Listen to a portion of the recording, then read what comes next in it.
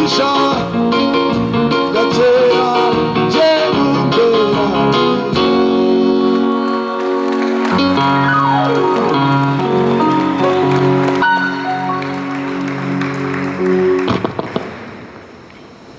Haleluya. Turi muri icyo kirere cy'iyo ndirimbo nziza,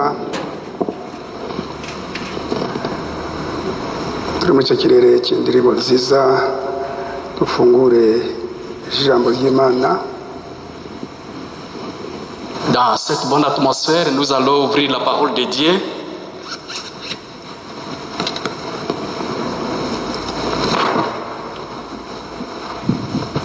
Twicishe bugufi mu mitima yacu. Nous allons nous incliner pour lire la parole. Aho dusoma hano imbere Les écrits qui sont devant nous. ibyakozwe n'intumwa, Actes des apôtres, igice cya mbere umurongo wa 5. le chapitre 1er, le verset 5.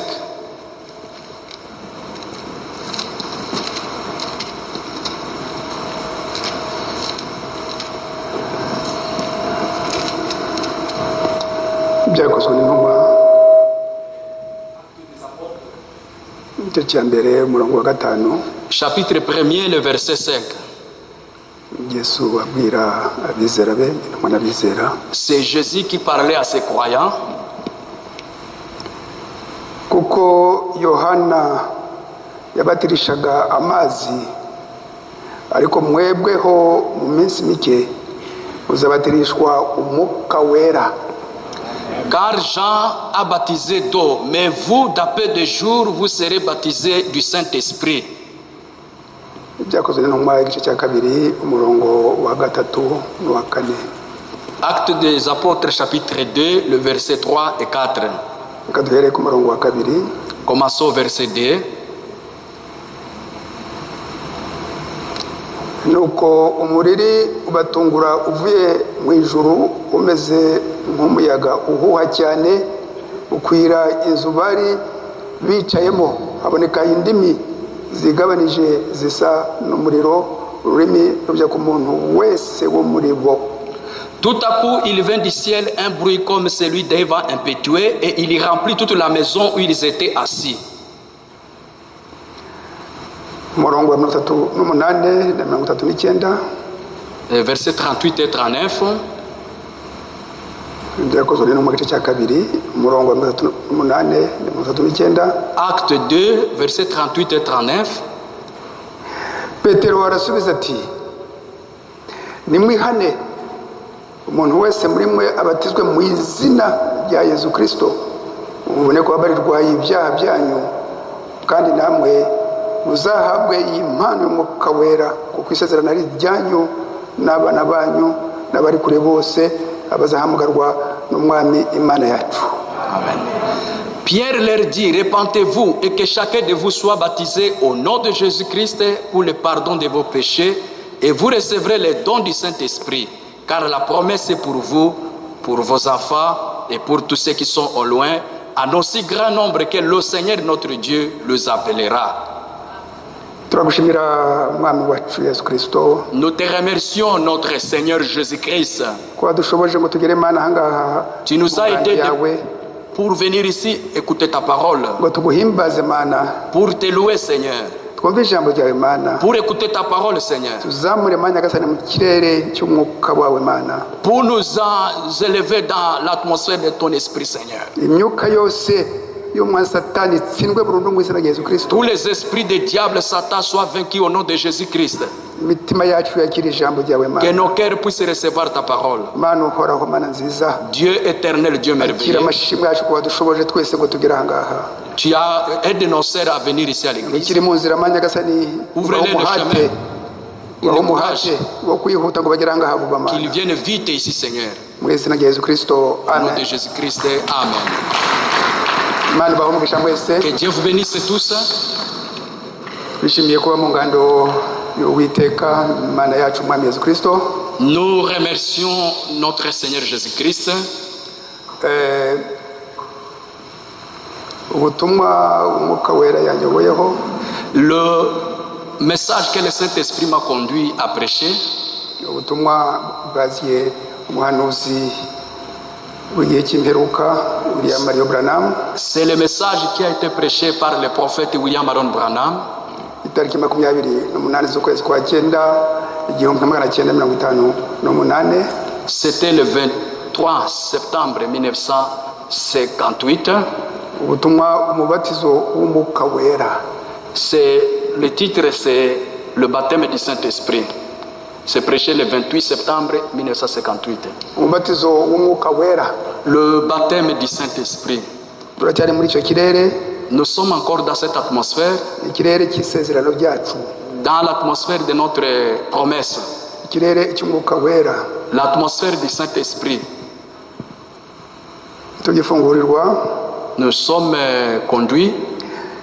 Dufunguriwe iyi ngando tariki 19 z'ukwezi kwa karindwi. L'église a été ouverte le 19 juillet. Twigishije ku nyigisho ikomeye cyane muhanuzi hagati niyo nyigisho na Yesu Kristo cyangwa imbaraga. Et nous avions donné un grand enseignement qui a été prêché par notre Seigneur Jésus-Christ. Tugomba kuvuka ubwa kabiri. Vous devez naître de nouveau. Tugomba kuvuka ubwa kabiri. Nous devons naître de nouveau. Icyongereza bivuga neza cyane. C'était un grand enseignement. Mu cyongereza bivuga neza. En anglais on dit très bien. You must be born again. Et vous devez naître de nouveau. You must. Vous devez. Nta mahitamo. Il n'y a pas de choix. You must be born again. C'est une obligation. Vous devez naître de nouveau. Nyuma yaho twize inyigisho. Après, nous avons étudié le sujet. Umwuka wera ni iki? Qu'est-ce que le Saint-Esprit? Nyuma yaho twiga inyigisho. Et après cela, impamvu ki umwuka wera yatanzwe? C'était pourquoi le Saint-Esprit a-t-il été donné? Hanyuma twiga inyigisho. Et nous avons étudié inshuro eshatu ndetse 3 fois d'ailleurs. Yari inyigisho ndende. C'était un grand enseignement. Ibiranga wahawe umwuka wera. Le fruit de celui qui a le Saint-Esprit. Ibiranga wahawe umwuka wera. Le fruit de celui qui a le Saint-Esprit. Hanyuma twiga inyigisho ikimenyetso. Et puis après, nous avons parlé sur le signe. Ikimenyetso cy'agakiza. Les signes. Ikimenyetso cyo kubana n'Imana. Les signes d'être avec Dieu. Cyo kimenyetso umuntu akibona kiri ahangaha kuri iyi si. Ces signes-là, on les reçoit en état ici. Icyo kimenyetso ni umwuka wera. Ces signes-là, c'est le Saint-Esprit.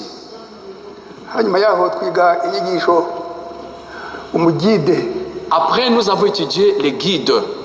Yuko umugide wacu iyi si ni nka parike kubera amadayimoni yavuye ikuzimu cyo gihe cyanyuma muhanuzi aravuga ati cyo gihe cyanyuma gikomeye cyane Satani irabizi.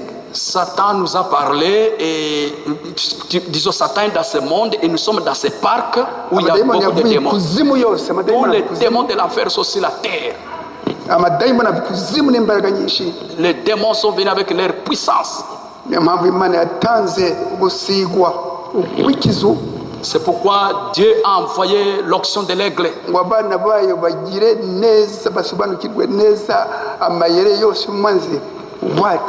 Pour que les croyants puissent comprendre la malignité du diable, notre ennemi. Pour entrer, pénétrer la parole de Dieu. Pour nous enraciner dans la parole de Dieu. Pour recevoir notre guide. Pour recevoir notre consolateur. Qu'il nous donne beaucoup de force. Pour vaincre le diable, Satan et ses démons. Et qui nous environnent. Tous ces démons, c'est lui notre guide qui nous fait marcher à travers ce parc.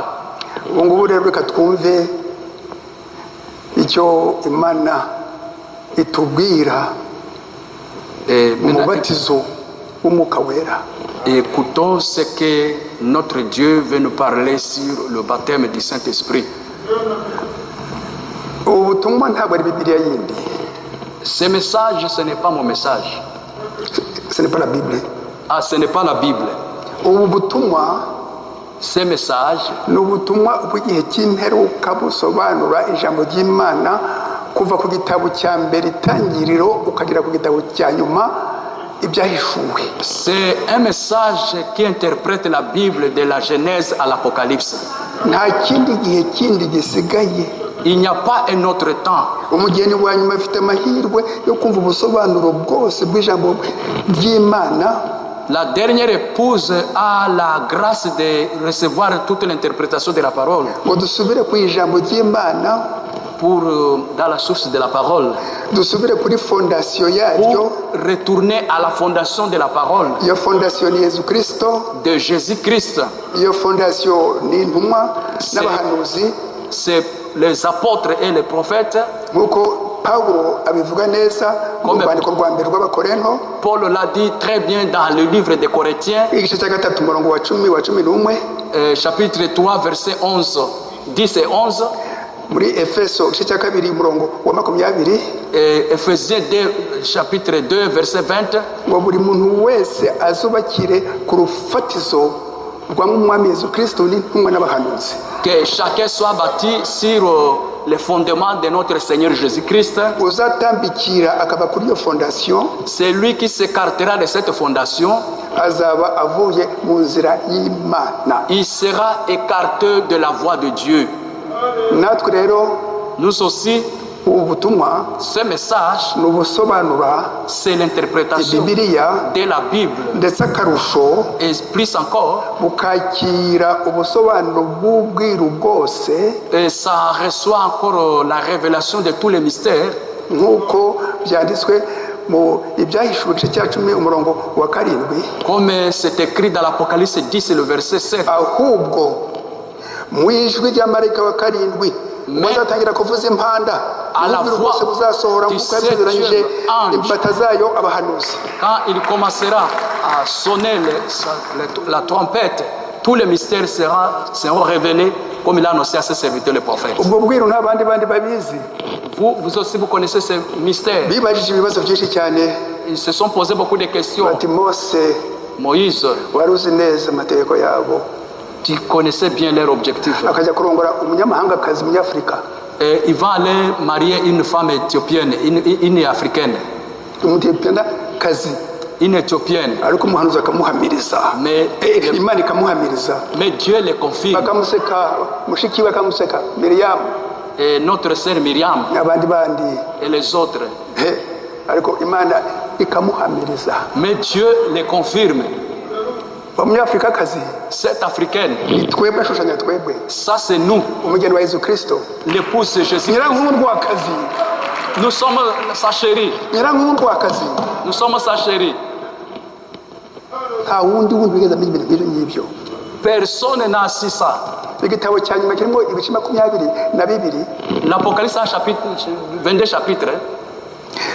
Yesu Kristo yagihishuriye Yohana mu mwaka 95 na 96. Jésus-Christ a révélé à Jean à l'an 95 et 96. kirimo ubwiru bwinshi bukomeye cyane, Il y a beaucoup de mystères dedans. kirimo gahunda y'Imana kuva ku Yesu Kristo ngo abizera bamenye yuko Yesu Kristo ariyo Mana nzima. Ça contient tous les mystères qui montrent gahunda que yose tous y'isezerano rishya tous les plans du Nouveau Testament bikagenda bikagera ku iteka, jusque dans l'éternité, ibihe 7 by'itorero, exposés de cet âge de nta l'Église. handi babyiga, On n'étudie nulle part. n'ababyiga Et ce qui babikopera iwacu.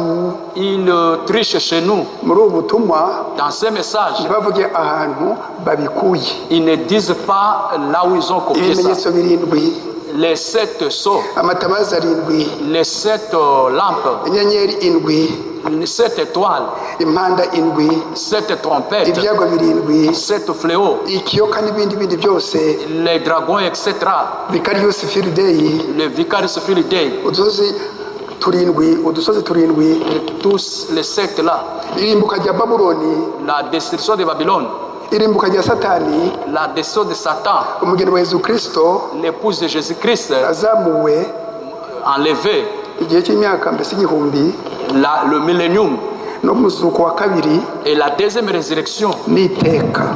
et l'éternité. Ibice 22. C'est l'interprétation de la Bible. Uyu munsi reka tugaruka aha ngaha, le baptême du Saint-Esprit, the baptism of the Holy Ghost. Retournons dans ça maintenant, le baptême du Saint-Esprit. Nicyo umwuka wera yatuyoboyeho, turi mu isezerano ryacu. Nous sommes dans notre promesse. Reka dusome, twebwe turanga ngo dusome. On est ici pour lire, ngo twumve icyo umwuka wera atugezaho. pour écouter ce que l'Esprit nous donne. Ntabwo ari théologie. Ce n'est pas la théologie. Niyo mpamvu twandika ibika hariya ngo abantu babishakishe kuri internet. C'est pourquoi nous voulons que les gens puissent... Nous mettons là des paragraphes pour que les gens puissent lire. Umuhanuzi aravuga aha ngaha imbere.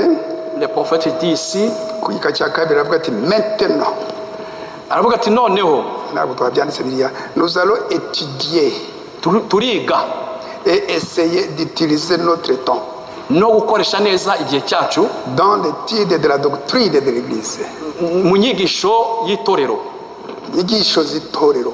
Inyigisho z'itorero. Ihame ry'inyigisho z'itorero. Iyi ni ihame bavuze umwuka wera iryo sezerano ryacu. Ça c'est le principe pour les gens, pour le Saint-Esprit. Les gens ont tas de doctrines différentes. Abantu bafite inyigisho zitandukanye. Iyo tuvuga umwuka wera, Si nous parlons du Saint-Esprit, uko tubigisha comme on l'enseigne, siko n'abandi bawigisha. et il y a d'autres qui l'enseignent. Kandi dushingira ku ijambo ry'Imana twebwe. Et nous puisons dans la parole de Dieu. Aha ngaha tumaze gusoma muri yo mu byahishu ibyakozwe n'intumwa. Et comme nous venons de lire dans l'Acte des Apôtres, Igice cya mbere umurongo wa 5, le chapitre 1er, verset 5, amagambo ya nyuma ya Yesu mbere ko azamuka. la dernière parole de Jésus avant. Ati Yohana umubatiza yabatirishaga amazi, umubatizo wo kwihana. Jean-Baptiste baptisait d'eau, Atari ko mwebwe mais vous, mu minsi mike dans peu de temps, muzabatirishwa umwuka wera. vous serez baptisés du Saint-Esprit. Hepfo buhoro En bas, byakozwe no mu gice cya mbere umurongo wa 8. Acte chapitre 1er, verset 8, Ati cyakora il dit, mais muzahabwa imbaraga umwuka wera n'abamanukira. vous aurez la puissance quand le Saint-Esprit sera sur vous. Umwuka wera ni imbaraga. Il vous donnera la puissance. Imbaraga zo kumpamya. La puissance pour me témoigner. Yerusalemu, De Jérusalem Samaria, à Samarie, Judea, en Judée, kugera ku mpera y'isi. jusqu'à l'extrémité de la terre. Aragira kirazamuka. Il est monté directement. Ayo magambo ya nyuma kurikirana andi yandi twasomye muri Yohana 16 umurongo wa 7. Et d'autres paroles qu'il a prêchées dans Jacques à 16, verset 7. Ati mufite inyungu yuko nzamuka. Il vous est avantageux que je m'en aille Wambohereza umwuka wera. pour que je vous donne le Saint-Esprit. Intabohereza umwuka wera. Si je ne vous l'envoie pas, Ntabwo bashobora iyi si. vous ne pourrez pas vaincre ce monde. Haleluya. Amen. N'ibindi byose babwiye ku mwuka wera, babwiye ku mwuka wera. Turacyafite byinshi byo kubabwira. Il dit, j'ai encore beaucoup de choses à vous dire. Mwabyihanganira. Vous ne pouvez pas les supporter. Turacyafite kamere yanyu. Tegereza umwuka wera abakuremo kamere yanyu. Il faut attendre le Saint-Esprit pour qu'il enlève de vous votre nature. Ibi tubisoma muri Yohana 16. Et nous lisons encore dans Jean 16, Ibyo tumaze kuvuga ce que nous venons de lire. muri Yohana 16 umurongo wa 12 13. Et Ibyo Jean tumaze 16, kuvuga Jean 16 12 13. et 12 et 13. Turacyafite byinshi byo kubabwira. J'ai encore beaucoup de choses à vous dire. Mwabyihanganira. Vous ne pouvez pas les supporter. Tegereza umwuka w'ukuri naza n'uzabasobanurira byose. Mais quand l'esprit de vérité sera venu, vous comprendrez. Umubatizo w'umwuka wera. Le baptême du Saint-Esprit. Igika cya 14. Paragraphe 14. Igika cya 14. Le paragraphe 14. Et ce matin, Muri iki gitondo, nous désirons le sujet, le baptême du Saint-Esprit. turashaka iki cyigisho umubatizo w'umwuka wera. Pourquoi nous croyons dans le baptême du Saint-Esprit? Kuki twizera ku mubatizo w'umwuka wera? Et comment vient le baptême du Saint-Esprit? kandi ni gute umubatizo w'umwuka wera uza, Et ce qu'il fait, n'icyo akora, et comment il nous fait agir par la suite. nuko adukoresha nyuma yaho. Alléluia. Amen. Mwana ati ni inyigo. Ni inyigo, c'est une étude. Et c'est une étude. Ni inyigo.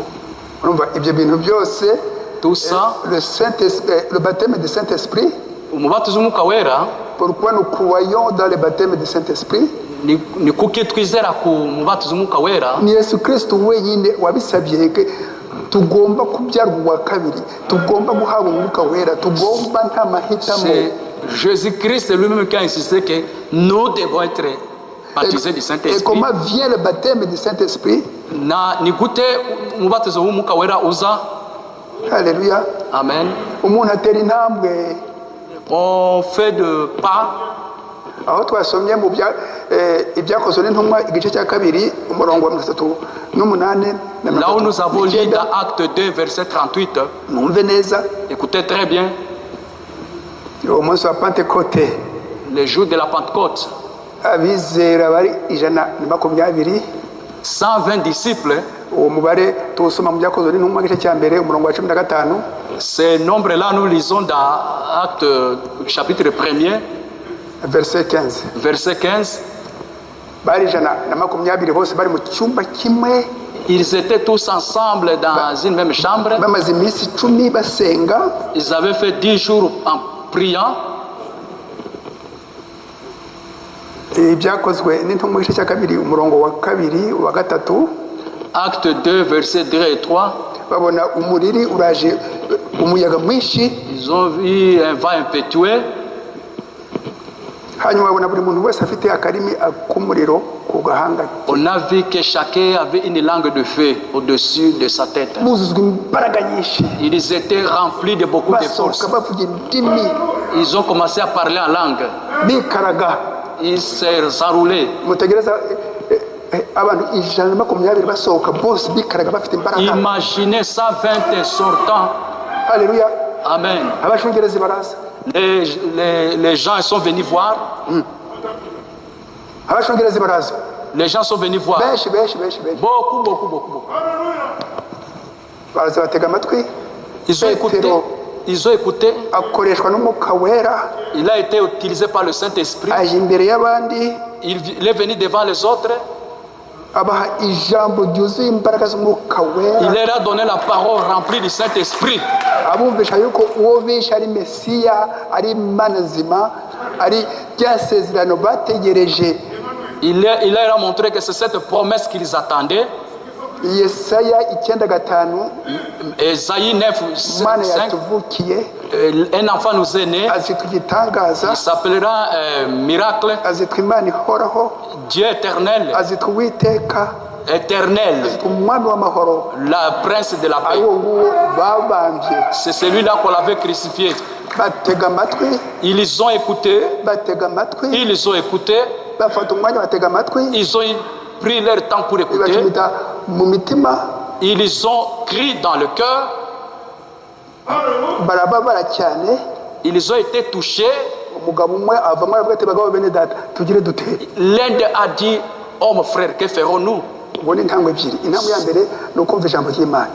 La première étape, c'est d'abord écouter la parole de Dieu. Igihe cyawe. De ton temps. Ntabwo wabanga ngo ugende wumve inyigisho z'abandi bantu bandi kandi ubu hari ubutumwa bw'Imana bw'igihe cyacu. Tu ne peux pas aller écouter n'importe quoi là à l'extérieur alors qu'ici nous prêchons le message de notre temps. Barumva. Ils ont écouté. Kwizera kuzanwa no kumva nkuko tubisoma mu Baroma 10 umurongo wa 13 waza ku murongo wa 17. La foi vient de ce qu'on attend, comme nous le lisons dans Romains 10 versets 13 et 14 jusqu'à 17. Kwizera kuzanwa no kumva ijambo ry'Imana. La foi vient de ce qu'on attend, la parole de Dieu. Muri za nyigisho nziza cyane z'ibihe birindwi by'itorero. Et avec ces bons enseignements sur l'exposé de cet âge d'église, umuhanuzi Imana imhishurira ahantu habiri. Dieu a révélé au prophète des choses. Ku rupapuro 149. 177, ce livre-là, 149 149, urupapuro 149, page 149, abona yuko abantu bafite icyo kibazo et il a vu que les gens avaient ces cyo questions-là kumenya ikimenyetso cy'umwuka wera. pour connaître le signe de celui qui a le Saint-Esprit. Umuhanuzi aravuga ati Le prophète a dit, kwizera ubutumwa bw'igihe cyawe nicyo kimenyetso cyo guhabwa umwuka wera. il a dit que croire le message de ton temps, c'est ça le signe du baptême du Saint-Esprit.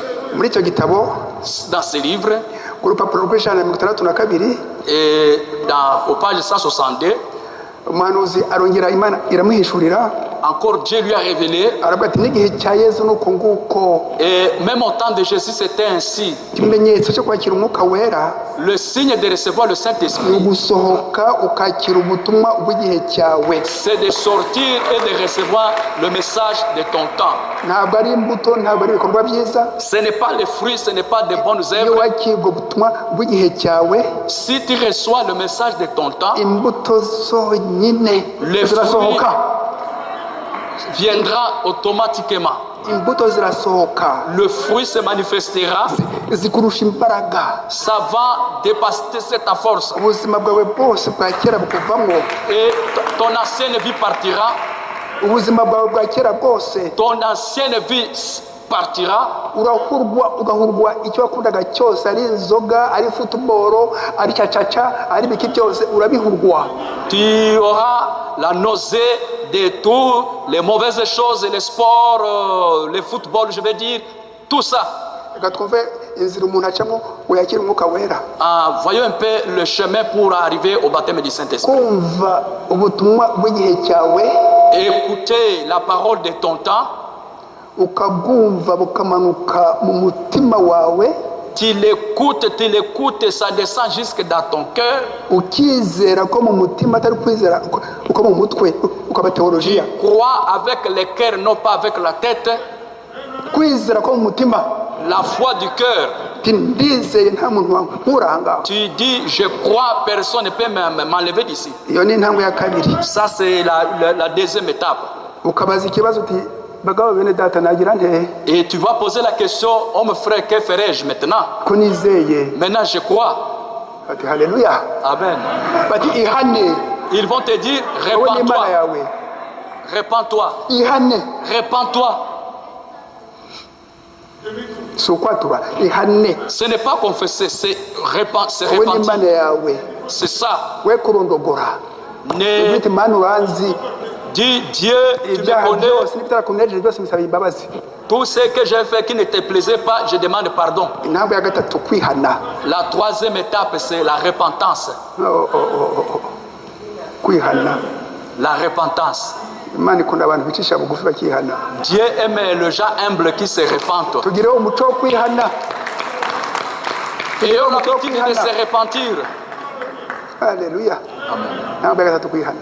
C'est la troisième Bamara chose. kwihana, Après la uko repentance, Petero yavuze comme Pierre l'avait dit, mu byakozwe n'intumwa dans Actes des Apôtres, igice cya kabiri umurongo wa 38, au chapitre 2, verset 38, mwihane repentez-vous, buri muntu abatizwa mu izina rya Yesu Kristo. que chacun soit baptisé au nom de Jésus-Christ. Kubatizwa mu izina rya Yesu Kristo, Se faire baptiser au nom de Jésus-Christ. nguwo umuryango Petero yafunguye, C'est ça la porte que Paul a ouverte. urwo rufunguzo. C'est ça la clé. Utabatizwa mu izina rya Yesu Kristo uri hanze yo gushaka kw'Imana. Si tu n'es pas baptisé au nom de Jésus-Christ, tu es en dehors de la volonté de Dieu. Wasenga iminsi 40 ugapfukama, Tu peux prier même 40 jours. ukagira amavi nk'aya muhatamu, ihene ya mutamu. Tu peux même avoir des genoux comme celles des chèvres. Haleluya. Ukagira amavi ameze nk'ay'ihene ya mutamu, uri hanze gushaka kw'Imana. Même si tu as des cicatrices comme les chèvres, ça ne veut rien dire. Ukihana ukabatizwa mu izina rya Yesu Kristo, Tu te baptises au nom de Jésus-Christ ukababarwa ibyaha byawe. et tu es pardonné de tes péchés. Ariko ntubabarwa ibyaha byawe utabatijwe mu izina ry'Imana nzima. Iryo zina ni Umwami Yesu Kristo. Tu ne peux jamais recevoir le pardon si tu n'es pas baptisé au nom de Jésus-Christ, qui est le nom de Dieu. Haleluya. Kuza kumva ijambo ry'Imana y'igihe cyawe, venir écouter la parole de Dieu de ton temps, ukaryizera, kwizera ko mu mutima, tu le crois avec la foi du cœur, ukihana, tu te repens, ukabatizwa ingingo ya kane ukabatizwa mu izina rya Yesu Kristo, tu te baptises au nom de Jésus-Christ, ya gatanu ukabarirwa ibyaha byawe, et puis après tu es pardonné de tes péchés, ya gatandatu ugakomeza ukiyeza, et puis tu te sanctifies, ukagera ku rwego rushimishije umwami Yesu Kristo, tu arrives à une position qui plaît au Seigneur akaba ari we Jésus-Christ, ukubatirisha umwuka wera. et lui-même maintenant il va te baptiser de son esprit. Haleluya. Amen. Ni Yesu Kristo ubatirisha umwuka wera. C'est le Seigneur Jésus-Christ qui baptise du Saint-Esprit. Muri Matayo 2:11, Et dans Matthieu 2, verset 11, Yohana umubatiza aravuga ati ngiye mbatirisha amazi, Jean-Baptiste dit, moi je baptise d'eau, ati ariko hari uwundi mais il y a un autre. ugiye kuza azabatirisha umwuka wera n'umuriro. Celui-là vous baptisera du Saint-Esprit et du feu. Haleluya. Amen. Mu butumwa bwiza nk'uko bwanditswe na Yohana Dans l'évangile de Jean, igice cya mbere chapitre 1er, umurongo wa 33, au verset 33, aravuga ati iyo antumye il dit, c'est lui qui m'a envoyé. yarambwiye ngo uwo nzabona umwuka wera mujyaho ameze nk'inuma. Il dit, celui qui aura le signe de la colombe sur lui, umwuka wera mujyaho ameze nk'inuma. It's okay. Ati uwo nguwo ni uzabatirisha umwuka wera. c'est celui-là qui se baptisera du Saint-Esprit. Uwo nguwo nta wundi Yesu Kristo. C'est nul autre que Jésus-Christ. Uwo mwuka wera rero Ce Saint-Esprit alors, ntabwo ari agashyi bakubita ku muntu, ce n'est pas vous gifler ngo ni musenyeri kubita agashyi k'umuntu ou bien te gifler comme ça, ngo aragukomeje. oh, il te fortifie. Ntabwo ari byo abandi bavuga bati wizeye yuko Yesu Kristo ari umwami wacu. Ce n'est pas ces gens-là qui disent que non, qui a crié à Jésus-Christ qui lève sa main. batira ukuboko hejuru, batukoma mu mashyi, batunganya umwuka wera. Oh, il a reçu le Saint-Esprit. Abandi bavuga bati ngo ni ukuvuga mu ndimi. Les autres disent c'est parler à langue. Umuhanuzi aravuga, ndaza kubigarukaho, umuhanuzi aravuga ati iyo ngiyo niyo mpano yo hasi ya 9 mu mpano 9 dusoma mu Abakorinto ba mbere igice cya 12, kuva ku murongo wa 8 ku murongo wa 11, niyo mpano ya nyuma. Il dit que c'est ça le plus petit don de tous les dons. Ati nta hantu wabona yuko ikimenyetso cy'umwuka wera Tu ne verras nulle part que le signe ari du ukuvuga Saint-Esprit, mu ndimi. que c'est le parler à langue. N'abakonikoni badayimoni bavuga mu ndimi. Même les sorciers parlent en langue. Ils prophétisent. Abantu bafite amadayimoni muri bo barahanura, Les gens qui ont des démons en eux, ils bakora prophétisent. ibitangaza, Ils font des miracles. bavuga mu ndimi. Ils parlent en langue. Ariko Yesu abita inkozi z'ibibi. Mais Jésus les appelle serviteurs d'iniquité. Haleluya. Amen. Ibyo bintu rero tugomba kubyirinda. Nous allons vraiment éviter tout ça. Igika cya 26 Au paragraphe 23, maître français nabo gifaransa biranditse le baptême du Saint-Esprit, paragraphe cya 26. Aha tugiye kuvuga mu isezerano rya kera uko bamenyaga umuntu ufite Yesu kuri koko. et nous allons voir comment les gens peuvent connaître celui qui a le Saint-Esprit. Paragraphe 26. Quand on prenait un prophétiseur iyo bafataga umuntu uhanura ou un songeur cyangwa ufite inzozi urota karosi, qu'il avait un songe ou une prophétie, wari ufite inzozi cyangwa se ubuhanuzi, et qu'on désirait savoir si c'était la vérité ou non, kugira ngo bamenye ko ari ukuri cyangwa atari ukuri, on le conduisait à ce que l'on appelait Urim Tumim. bamujyanaga aho bita Urim na Tumum. Alléluia. Amen. Aaron était le souverain sacrificateur des 12 tribus d'Israël. Aroni yari umutambyi ukomeye w'ubwoko 12 bw'Abisirayeli, Et avait 6 pierres de chaque côté. yari afite amabuye 6 hirya no hino. Et chaque pierre était la pierre de naissance de la tribu, comme la tribu de Juda. kandi buri buye yari ibuye bw'ubwoko bwa Isirayeli. Et on mettait cela sur l'église, ou sur les piliers de l'église. Bayishiraga mu nkuta z'itorero. Alors, quand on amenait quelqu'un qui avait la prophétie, Iyo bazanaga rero umuntu ufite ubuhanuzi et qui disait que le Seigneur allait faire une certaine chose, akavuga yuko umwami agiye gukora ikintu runaka, on l'amenait là et il disait sa prophétie, bazanaga aho ngaho ubuhanuzi bwe ou racontait son songe. cyangwa se akavuga inzozi ze. Alléluia. Amen. Bari bafite uburyo, Ils avaient une manière, une façon, ururimi tumim. l'ururimi tumim. Alléluia. Amen. Bakamuzana aho ngaho ku mabuye afite amarangi atandukanye 12. On a mené là devant ces pierres-là.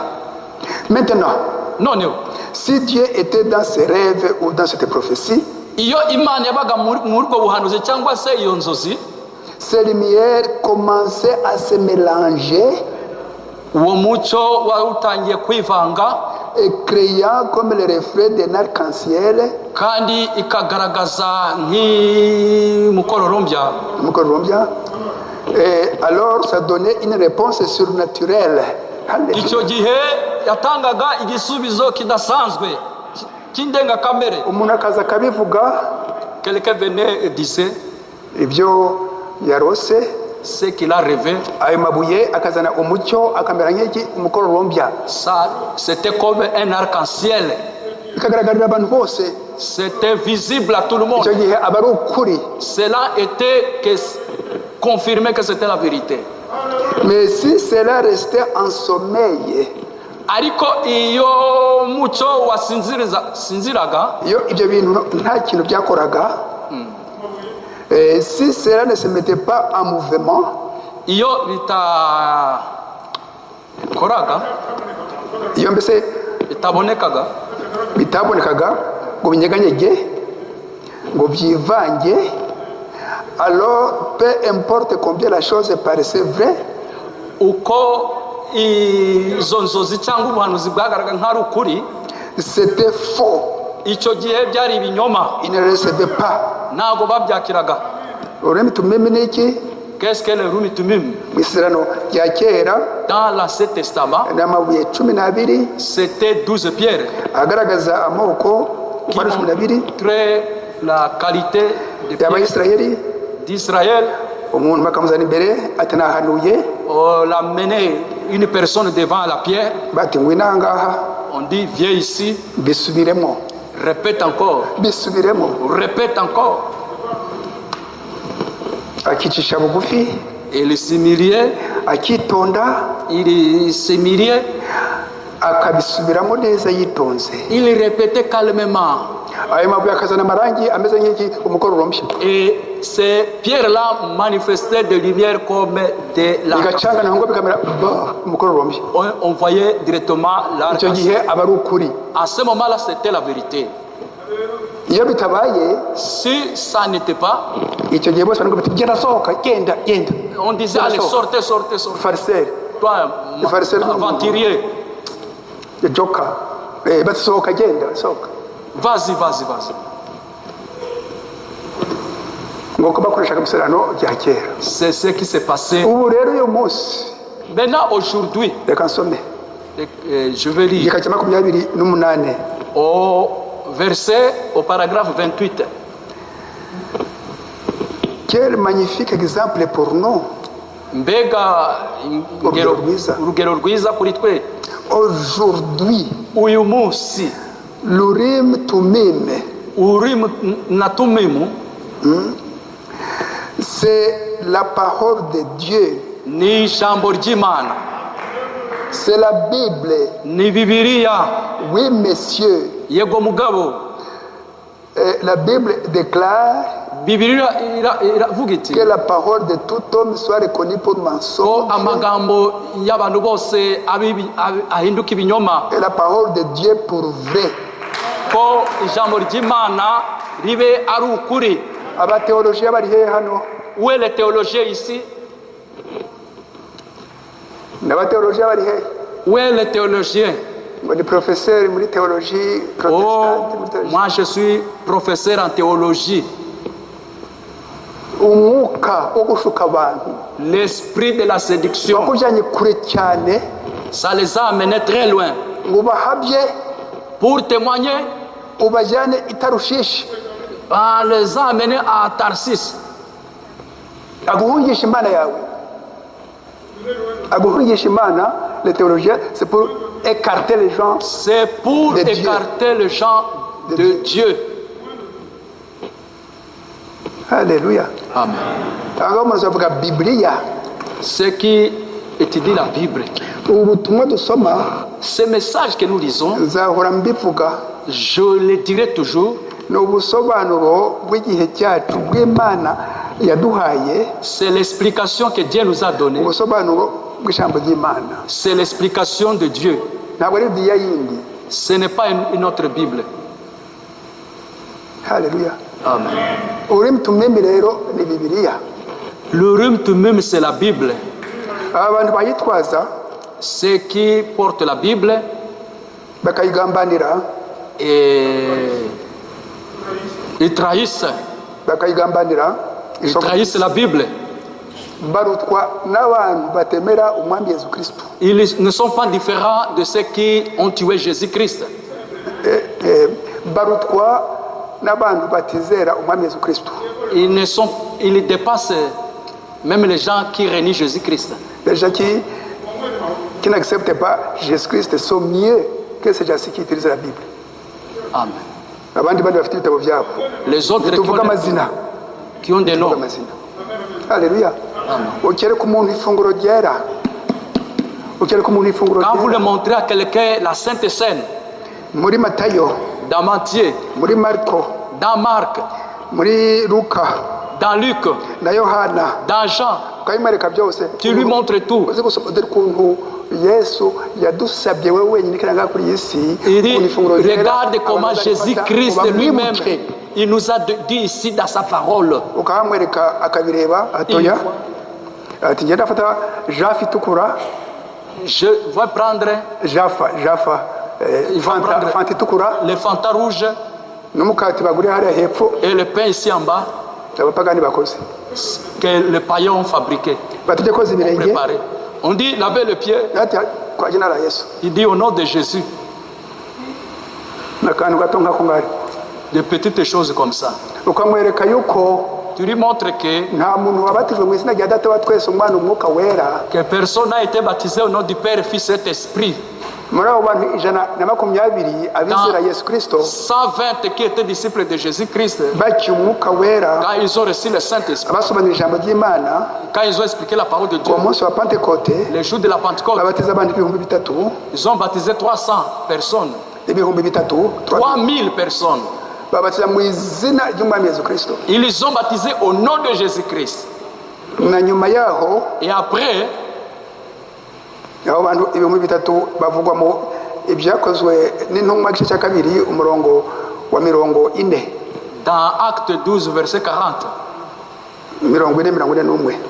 40 et 41, Ariko hanyuma yaho byakozwe n'intumwa igice cya 8 umurongo wa 16 na 17, dans Acte 8, verset 16-17, 16 et 17, barongera barabatiza mu izina ry'umwami Yesu. ils ont encore baptisé au nom du Seigneur Jésus. Abapagani Le païen bo kwa Cornelio de Corneille, mu byakozwe n'intumwa gice cya 10 umurongo wa 46 ukageza kuri 48, de Acte 10, 46 à 48, babatiza mu izina. Petero ategeka yuko babatiza abo bapagani mu izina rya Yesu Kristo.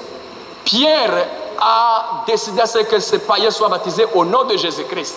Paulo utarabanye na Yesu Paul, qui n'était pas avec Jésus, mu byakozwe n'intumwa gice cya 19 umurongo wa 5, Acte 19, verset 5, abonye abantu b'abakristo ahubwo bita abakristo, et ceux qui s'appelaient là des chrétiens, arabaza ati mwabonye umwuka wera? il a posé la question, avez-vous reçu le Saint-Esprit? Bati ntabwo tubizi. Nous ne savons pas. Ati mwabatizwa mu batizo ki? Il dit, de quel baptême avez-vous été Bati baptisé? mu batizo wa Yohana. Ili- Umubatiza Le baptême de Jean-Baptiste. atoya Il dit non, atoya non. ati byarashize ibyo ngibyo. C'est terminé ça. Ati umubatizo w'ukuri ni umubatizo mu izina rya Yesu Kristo. Il dit le vrai baptême, c'est au nom du Seigneur Ati Jésus-Christ. mwongera mubatizwe. Rebaptisez-vous encore. Ategeka yuko mwongera nani kubatizwa. Il leur a recommandé d'être rebaptisés. Arabasengera. Il a prié pour eux. Bamaze kubatizwa mu izina rya Yesu Kristo. Après le baptême au nom de Jésus, babona umwuka wera. ils ont eu le Saint-Esprit. Turashaka kuvuga rero urimi tumimi yacu. Notre Urim Tumum, Kamarampaka. ce qui met fin en discussion. Very good. Ce qui met fin à des discussions. Ikirangiza impaka. Ce qui met fin à des discussions, ni ijambo ry'Imana. c'est la parole de Dieu. Urimi tumimi. C'est l'Urim Tumum. Ubu twebwe noneho dufite iri jambo ry'Imana. Et quand nous voyons la parole de Dieu, tukagira n'indororwamo zayo. et quand tu as Indororwamo les lunettes. les lunettes de Dieu. les lunettes de Dieu, Indororwamo z'ijambo ry'Imana, indororwamo n'ubutumwa bw'igihe cy'imperuka. les lunettes de la Bible pour nous, c'est le message du temps de la fin. Ibisobanuro byose bibi byacu Que toutes les interprétations soient les nôtres, batugarure ku ijambo ry'Imana. qu'on nous ramène dans la parole de Dieu, Ubutumwa butugarure ku ijambo ry'Imana. que le message nous ramène dans la parole de Dieu, bwakire ubwiru bwose bwahishwe ibisekuru byose kuva ku isezerano rya kera isezerano rishya. que nous puissions recevoir tous les mystères qui étaient cachés bwabikiwe umugeni w'igihe cy'imperuka gusa. qui étaient réservés à l'épouse du dernier jour seulement. Ubwo bwiru bwose bwinshi cyane. Tous ces grands mystères, ces nombreux mystères, uwo mugeni uzakirwa bwiru l'épouse qui recevra, azagira imbaraga zo kuzamurwa. il aura la puissance d'être enlevé. Ntabwo azagira imbaraga zo kuzamurwa. Il aura la puissance asanganye umwami Yesu Kristo. pour rencontrer le Seigneur Yesu Jésus-Christ. Kristo ari mu ijuru ku ntebe y'imbabazi.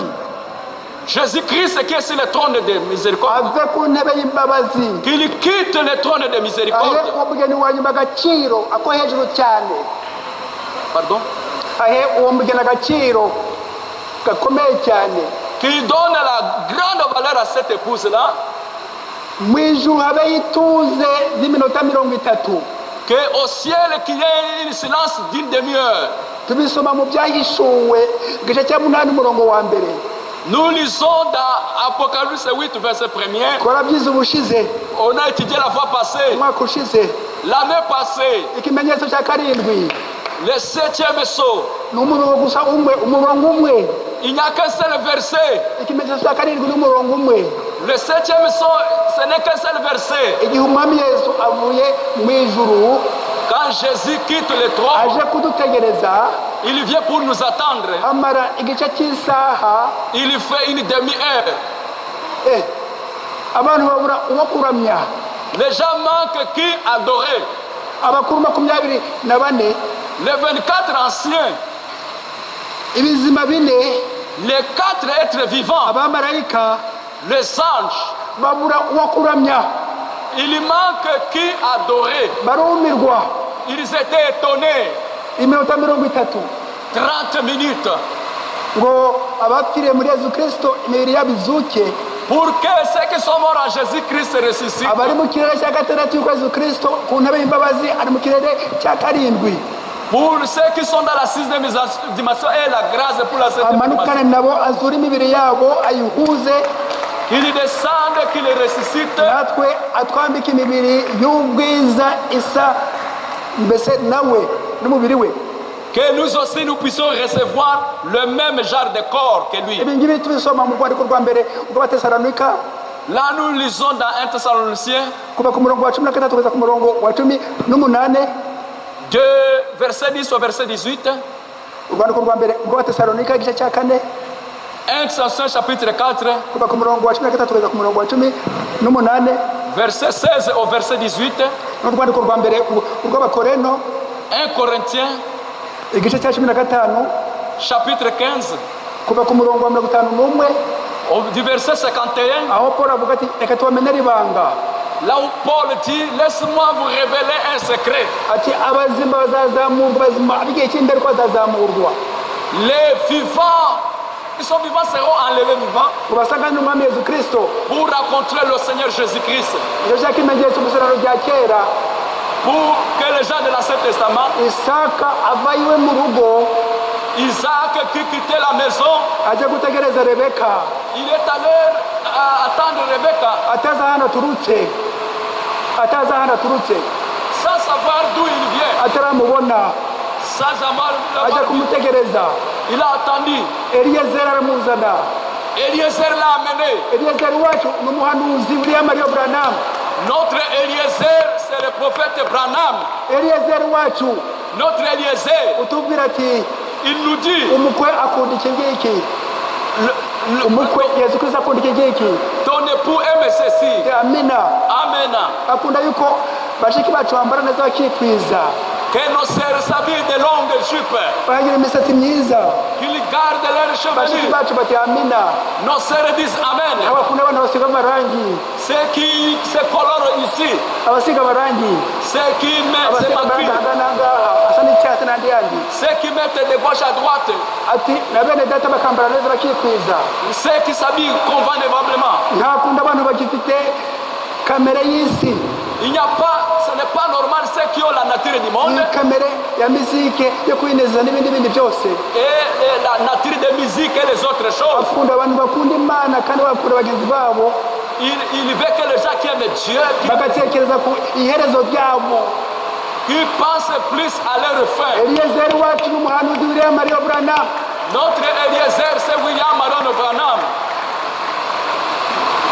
yaje kudufiansa, yaje kudusaba Il est venu nous doter badushikirize umukwe wacu Kristo, pour nous donner à notre époux qui est Christ. adushikirize umugabo wacu Kristo. Pour nous montrer notre époux qui est Christ. Ndaza kubigarukaho mu kanya gatoya, mwumve iki gika 150, Au paragraphe 50, igika 150 uko umuhanuzi avuga. au paragraphe 150, Mwumva ahangaha uko umuhanuzi avuga, igika 150. écoutez ce que dit le prophète au paragraphe 150. Aravuga ati il y a de belles églises dans le monde, il y a de belles églises dans le monde, Hari amatorero meza mu isi, mais il y a une qui est Madame Jésus, ariko hari umudamu umwe gusa w'umwami wacu Yesu Kristo, qui met au monde des créatures de Dieu. ushira ku isi, ubyara ku isi ibiremwa by'Imana. Ati hari umugore gusa umwe, Madame Yesu Kristo. Il y a seulement Madame Jésus-Christ. Ati son nom c'est Madame Jésus. Izina rye ni umudamu wa Yesu Kristo. Elle met au monde des gens, non pas des membres de l'église. Ashira ku isi abantu atari abanyamuryango b'itorero. Elle met au monde ses nés, enracinés et plantés en Christ Jésus-Christ. Ashira ku isi ababyawe ndetse babibwe muri Kristo Yesu. Afite imizi kandi bagaterwa muri Kristo. Baba bana ba Madame Yesu Kristo aratwita akabyara. Uwo mudamu ninde? Ni itorero.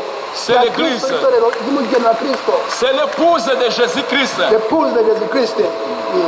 Elle se réunit partout où les membres du corps se rassemblent. Ateranira hose aho abagize umuryango w'umubiri wa Kristo bateranira. Ils adorent en esprit et en vérité. Baramya mu mwuka no mu kuri. Ils étaient prédestinés avant la fondation du monde. Baratoranijwe mbere y'uko isi ibaho. Ils étaient prédestinés avant la fondation du monde. Baratoranijwe mbere y'uko isi ibaho. Uwo Madame Yesu Kristo, Niwe madamu w'umwami wacu uwo madamu ni Yesu mushiki Kristo. wanjye, ni we mwene data, ni we mwene data, ni we mwene data. C'est madame là, c'est toi mon frère, c'est toi ma sœur. Tuza ahangaha ngo iri jambo C'est pour que cette parole riduconge nous taille. ngo tube Madame Yesu Kristo. Que nous devenions la madame Jésus-Christ. Amen. Haleluya. Amen. Itorero ry'umugeni wa Kristo, Madame Yesu Kristo. L'épouse de Jésus-Christ. Haleluya. Amen. Twicume buhoro, twicume, Et avançons. tukomeze Igika cya 29 au paragraphe 29. tuvuze ko yuko ubu ngubu iki gihe ururimi tumimi ni bibiliya ariko isobanuwe n'ubutumwa bw'igihe cy'imperuka buvuye ku mwami wacu Yesu Kristo. Pour ce temps-ci, le Urim Tumim, c'est le message qui interprète la Bible. ubutumwa ni ukubusubiramo. Ces messages, il faut seulement nta le magambo répéter. dushaka. On n'a pas besoin d'autres enseignements. ubu butumwa ni idoctrine abantu basubiramo gusa. Ces messages, c'est la doctrine qu'il faut seulement répéter. Amina. Amen. Vous pouvez prendre une partie de l'écriture ici et dire ushobora gufata igice cy'ijambo ry'imana ukavuga uti Jésus a fait ceci et cela. ngo Yesu yakoze ibi n'ibi, Nous devons agir de même. natwe twabikora. Vous pouvez faire dire tout ce que vous voudrez, Mwavuga ibyo mushaka byose, mais ça doit être visible d'un bout à l'autre de la Bible. ariko bigomba kugaragara kuva mu ntangiriro ndetse kugera mu muherezo bya Bibiliya. D'un bout à l'autre de la Bible. Kuva mu ntangiriro ndetse mu muherezo La bya Bible ne se contredit jamais. Bibiliya ntabwo Yivuguruza. yivuguruza.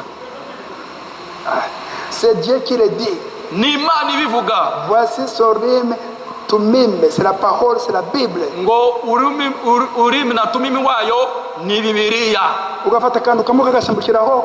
Tu prends seulement une partie, Ugafata isabato rya kera tu prends l'ancien sabbat mu Kuva dans Exode igice cya 20 umurongo wa 8, chapitre 20 verset 8, igice cya 20 umurongo wa 8 20 verset 8. iri mu mategeko y'Imana Il y a des lois de Dieu y'isezerano rya kera. dans l'Ancien Testament. Ayo mategeko yose Ces lois n'ubuhanuzi bw'isezerano rya kera et des prophéties de l'Ancien Testament, byasohoreye muri Yesu Kristo. ça s'est accompli en Jésus-Christ. Igihe Yesu Kristo yaje avuga ati njyewe sabato Jésus est venu dire c'est moi le sabbat. yakira.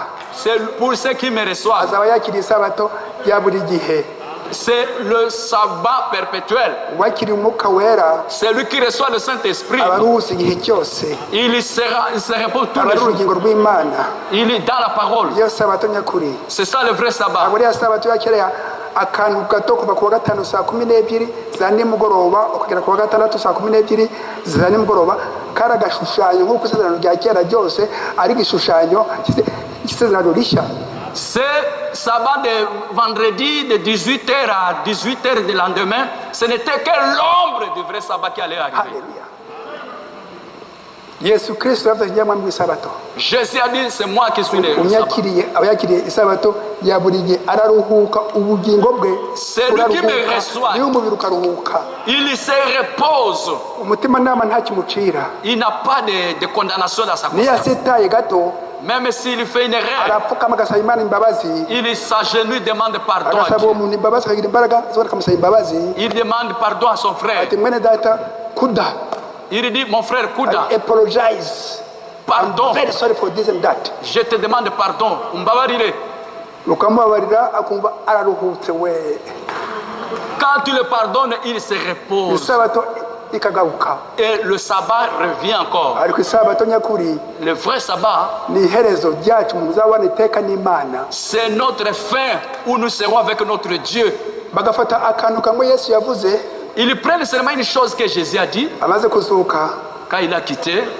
Ndaza kubivuga hanga mu kanya gatoya. Je vais parler d'un peu de temps ici. Ati mugende mubatize mu izina rya Data wa twese Umwana Umwuka wera. Il dit allez baptiser au nom du Père, Fils et Saint-Esprit. Mugende mubatize mu izina rya Data wa twese Umwana Umwuka wera. Allez baptiser au nom du Père, Fils et Saint-Esprit. Ntibasome ngo barebe intumwa zategereje umwuka wera uko zabatije. Ils n'attendent pas pour voir ce que les apôtres qui ont reçu cette promesse, comment est-ce qu'ils ont baptisé. Abari bafite umwuka wera Ceux qui avaient le bafite Saint-Esprit, akarimi akumurira ahangaha ceux qui avaient des langues de feu, uko babatije. comme ils baptisaient. Kandi Yesu akababwira ati ndacyafite byinshi byo kubabwira ntimwabyihanganira. Il dit j'ai encore beaucoup de choses à vous dire, mais vous ne pouvez pas les Tegereza supporter. umwuka wera. Attendez ce Saint-Esprit. Impamvu eshatu Trois choses, muri ubu butumwa bavuga. trois raisons dans le message. Impamvu eshatu. Trois raisons. Impamvu ya mbere La première raison, Yesu ababwiye atyo ntabwo yabasobanuriye ibanga ry'iryo zina rikubiyemo Data wa twese Umwana Umwuka wera. Jésus en disant ça, il ne l'avait pas expliqué le mystère qui était caché dans ce baptême au nom du Père, Fils et Saint-Esprit. Iryo zina rikubiyemo Data wa twese Umwana Le Umwuka nom wera. qui est caché dans le Père, Fils et Saint-Esprit. iryo zina ce nom-là, Yesaya muri umwaka 700 Esaïe dans la 700, yarahishuriwe muri Yesaya 9:5. uwo mwana uzatuvukira ko azitwa Imana ikomeye, data wa twese uhoraho, umwami w'amahoro. Esaïe avait eu la révélation de connaître que c'était déjà écrit qu'il serait le Dieu puissant et le Père éternel. Barabyumvise, Ils y sont écoutés. bati uyu muntu, uyu mwami wacu utubwira ngo tutegeze umwuka wera, dutegeze umwuka wera. Il dit celui-là, c'est notre Seigneur, nous a dit d'attendre le Saint-Esprit. Uwo mwuka wera azadushurira byose tutumva. Il va nous révéler tout ce que nous ne comprenons pas. Nk'uko bivugwa muri Yohana 14:26. Comme c'est écrit dans Jean 14, verset 26. Yohana 14:26 ati uwo mufasha, uwo muhoza Il dit ce consolateur azabigisha byose, vous enseignera toutes les choses. azabasobanurira byose n'ibyo nabigishije. Il vous expliquera tout ce que, et même ce que je vous ai pensé. Ibyo byose nabigishije, uwo mufasha, uwo mwuka wera niwe uzabasobanurira. Il va vous enseigner toutes ces choses. Ntabwo Yesu Kristo yababwiye iryo banga, iryo zina rikubiyemo data wa twese. Ce nom-là caché dans le Père, Fils et Saint-Esprit. Ntabwo yavuze ati mugende mubatize mu mazina ya data wa twese, ay'umwana, ay'umwuka wera. Ntabwo ari amazina, ni izina rimwe, ni mu buke. Les noms au pluriel du Père, Fils et Saint-Esprit. Non, c'était un seul nom au singulier. Iyo ni impamvu ya mbere ko atabahishuriye. C'était ça la première raison pour laquelle bategereza umwuka wera.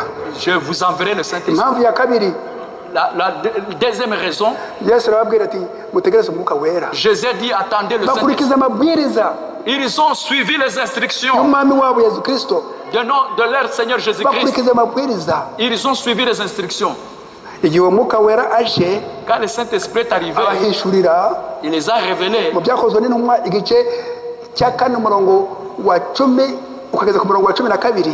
Dans Actes chapitre 4 verset 10 jusqu'au verset 17, izina twahawe munsi y'ijuru twakirizwamo ari izina rya Yesu Kristo. le seul nom pour le salut, c'est le nom de Jésus-Christ.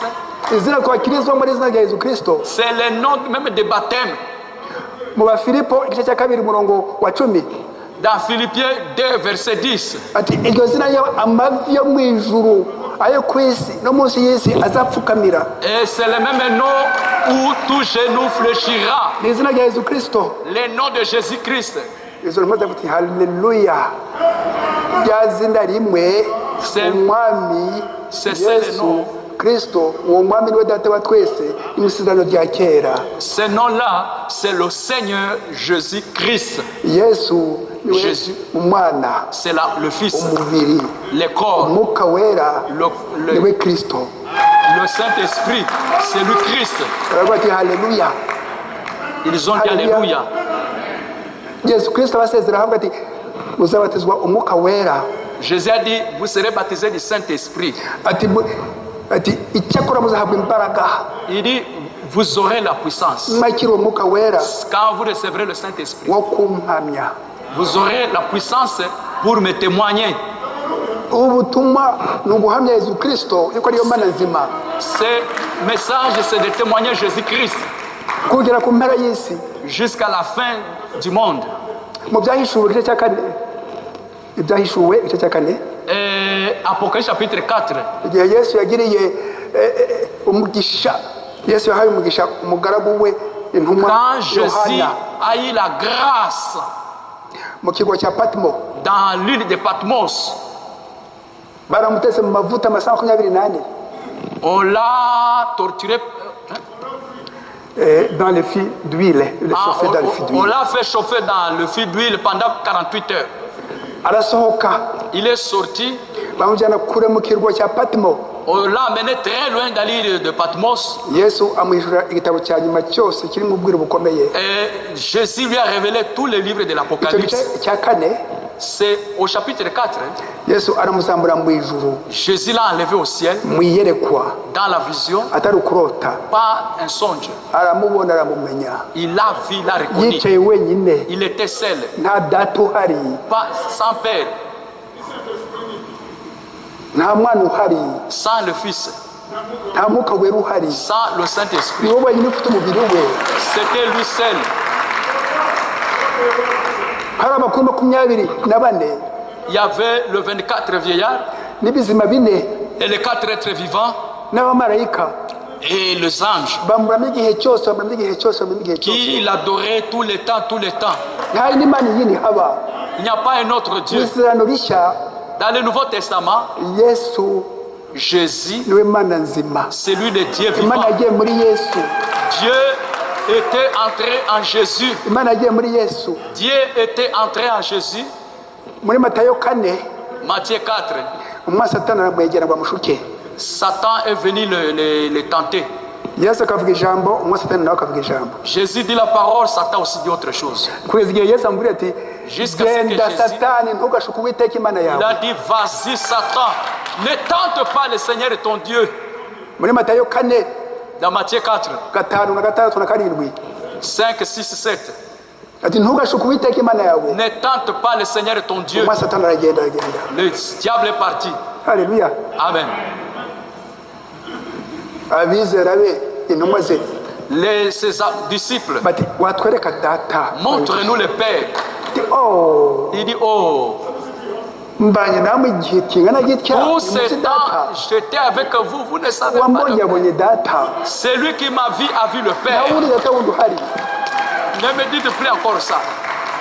Nta wundi data wundi uhari. Il n'y a pas un autre Père. Wambonye yabonye data. Celui qui m'a vu a vu le Data Père. ni umwuka undimwo. Le Père, c'est l'Esprit qui se trouve en moi. Haleluya. Amen. Bagafata akantu nk'ako ngako rero utubatize mu izina rya data wa twese umwana Ils umwuka prenaient wera. une chose, ils disent, nous baptisons au nom du Père et Fils et Saint-Esprit. Yuko igihe umwuka wera yaje C'est le Saint-Esprit qui est venu. iryo zina Ces noms-là, yarihishuye neza yuko izina twahawe munsi y'ijuru twakirizwamo ari izina rya Yesu Kristo. il a dit ces noms-là que nous avons reçus, c'est Abahishuye le yuko nom data du ntabwo Seigneur ari izina. Jésus-Christ. C'est le nom du Seigneur Jésus-Christ. Data ntabwo ari izina. Le Père n'est pas un nom. Umwana ntabwo ari izina. Le Fils n'est pas un nom. Umwuka wera ntabwo ari izina. Le Saint-Esprit n'est pas un nom. Abahishuye yuko iryo zina ni mu buke. Il dit ces noms-là, c'est au singulier. Ni mu buke. C'est au singulier. Haleluya. Barasoma kabisa bati oh njovile. Mbese nuko nguko bimeze. Et ils ont compris, ah, c'est comme ceci. Haleluya. Amen. Niyo mpamvu zavanga ahangaha vous prenez une petite partie de l'écriture ngo mufate igice cy'ijambo mukayireka. akumwe kuri imbaraga afashe rero C'est comprendre ngo mubatize mu izina rya data wa twese umwana umwuka wera comme le baptême, la Père, Fils, Saint-Esprit bihuye n'imana zabo eshatu et la Trinité. imana eshatu zabo Trois dieux, leurs trois dieux. bati singiza imana eshatu zacu. Ils disent voilà votre trois dieux. Vous pouvez lui dire tout ce que vous voulez, mais ça doit être visible d'un bout à l'autre et s'accorder parfaitement avec la parole de Dieu. C'est ça la parole de Dieu, l'Urim Tumim. Alléluia. Amen. Au paragraphe 59. 59. Mais quand un homme ou une femme est né de l'Esprit de Dieu, les choses anciennes ont disparu. Les choses anciennes ont disparu. Toutes ces choses sont devenues nouvelles et il est né et béni par le Dieu éternel.